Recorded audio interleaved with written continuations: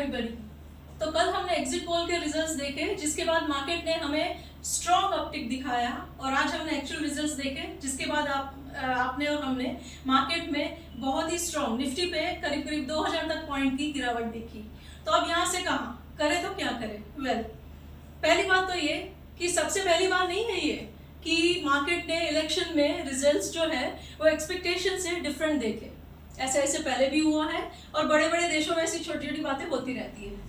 तो पहली बात तो ये कि जैसे किसी कंपनी में कोई सीएफओ वगैरह रिजाइन करता है तो हम कहते हैं ना कि company is bigger than the person. Similarly a country is bigger than any of the political parties और एनी ऑफ द लीडर्स। तो इंडिया की स्टोरी, इंडिया की इकोनॉमी की स्टोरी इंटैक्ट थी, इंटैक्ट है और इंटैक्ट रहेगी। सबसे पहली बात, ये भरोसा टूटने मत दीजिए। पॉइंट नंबर 2, जहां तक लॉन्ग टर्म ट्रेंड की बात है तो क्या वो टूटा है? शॉर्ट टर्म और medium term trend definitely disturb हुए हैं, लेकिन लॉन्ग टर्म ट्रेंड अभी तक डिस्टर्ब नहीं हुआ है। वो कब होगा? जब हम निफ्टी पे 20,700 के नीचे जाएंगे और दर बदर उसके नीचे क्लोज दिखाते रहेंगे, which is 1200 points away from here. और बैंक निफ्टी पे अगर 45,000 के नीचे जाएंगे और रहना शुरू करेंगे, then long term trend will be disturb, which is around 2000 points away from here. तो long term is still okay, yes. Short and medium term trend definitely disturb हुआ है। तो इसीलिए आगे का लॉन्ग टर्म का नेक्स्ट वेव शुरू होने से पहले हम थोड़ा बहुत बुल्स और बेयर्स की फाइट देखें, थोड़ा कंसोलिडेशन देखें, ऐसी पॉसिबिलिटी रहेगी। और वो पॉसिबिलिटी तब बनेगी जब हम कल और परसों में विद इन नेक्स्ट 2 days अगर सीधा जितना नीचे आए थे उतना वापस से ऊपर ना चले जाए। तो अगर चले गए तो that will be a V shape recovery and then will be all again back to 23,000 and then everything will be hunky dory once again. पर अगर वो वी शेप रिकवरी नहीं आई within the next 2 days तो फिर हमें थोड़ा medium term के लिए डिस्टर्बेंसेस के लिए तैयार रहना पड़ेगा। But for long term players there will be an opportunity.